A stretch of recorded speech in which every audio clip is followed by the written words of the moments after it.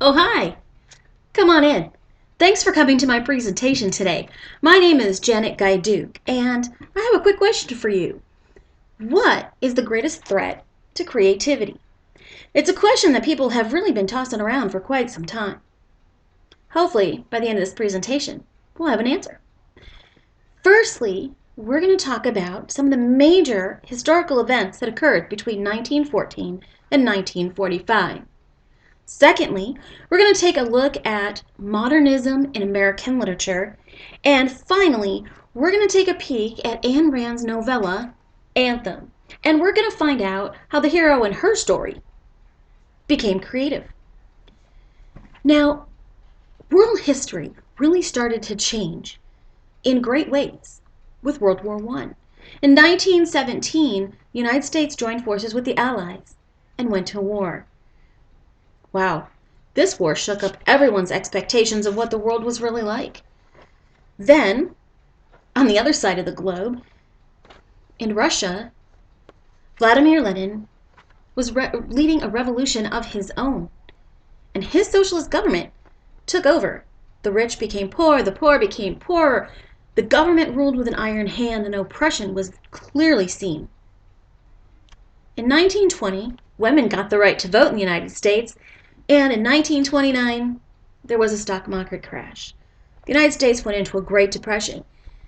People lost their jobs, factories closed. Farmers, no longer able to make a living farming, moved into the cities. People's viewpoints were altered. This was also a time frame of great innovations. For example, the television. It was invented in 1929. Television enabled there to be a mass communication market.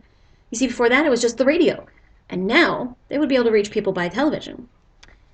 And in 1928, because of the polio epidemic, the iron lung was created to help a human being breathe. And then in 1944, the Mark I computer was invented. Wow. Between these two things, the historical events and the technology, people started to get scared.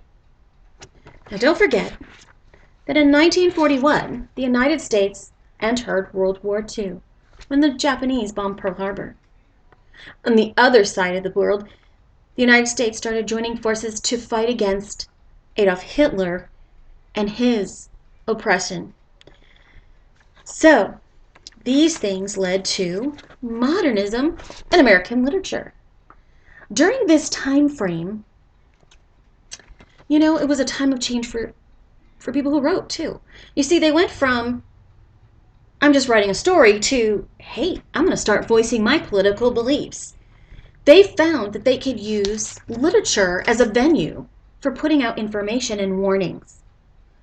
Some of the most famous authors from that time period are Ernest Hemingway, F. Scott Fitzgerald, and William Faulkner. Many of you have been familiar with The Great Gatsby or The Sun Also Rises. These stories definitely take us back to that time and allow us to see some very interesting viewpoints. Another popular thing that was happening at that time was a trend in the modernist literature called dystopian literature.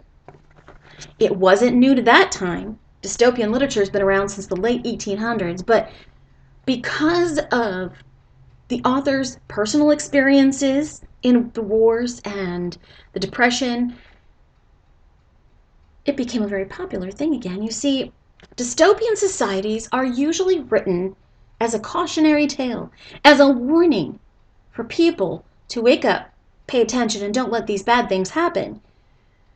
The societies presented in dystopian literature are in the future, near future, or distant future. There's a government body or establishment that has taken over the world. They've been unchecked and taken over the world. The society presented have no class distinctions, but people have no individuality either. So, it appears hopeless. But don't fear. In most dystopian literature, there's also a hero who will fight against the establishment to stand up for their individual rights.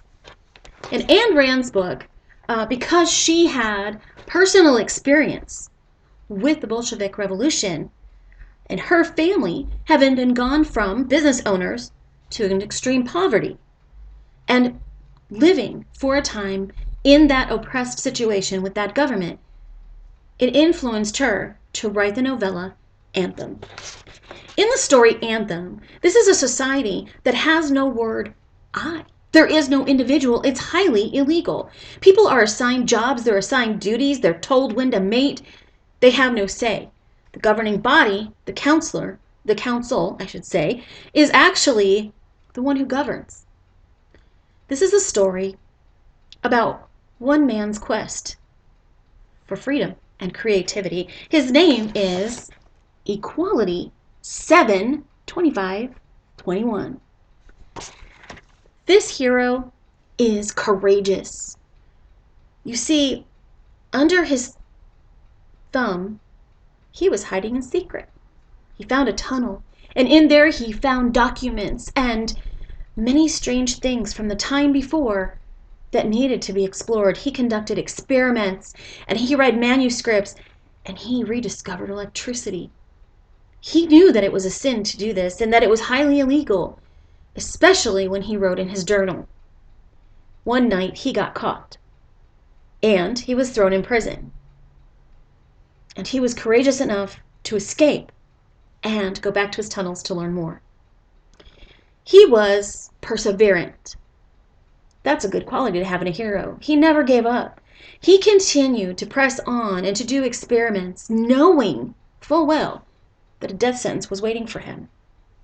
He even was persistent and bold enough to go before the council to show them the electricity that he had discovered. They, of course, did not want anything to do with it, and they wanted him put to death right away. And he escaped. He escaped into the uncharted forest. He and his friend, his partner, and this woman and him, they found a house in the woods, and it was filled with technology. It was filled with books. And Equality 7/25/21 renamed himself Prometheus after reading all these scripts, because that was the Greek god who brought light to humankind. One of his quotes in the book really says it all. This hero learned who he was and took on his own identity. It was when I read the first book of books I found in the house, and I saw this word, I. And when I understood this word, the book fell from my hands and I wept. I, who had never known tears, I wept in deliverance. So, when people are oppressed, there is no creativity. Creativity is only present when the person understands who they are as an individual. And in my final concluding statement, I want to have a quote from Equality 7/25/21, also known as Prometheus. I am, I think, I will. Thank you. Are there any questions? Have a great day.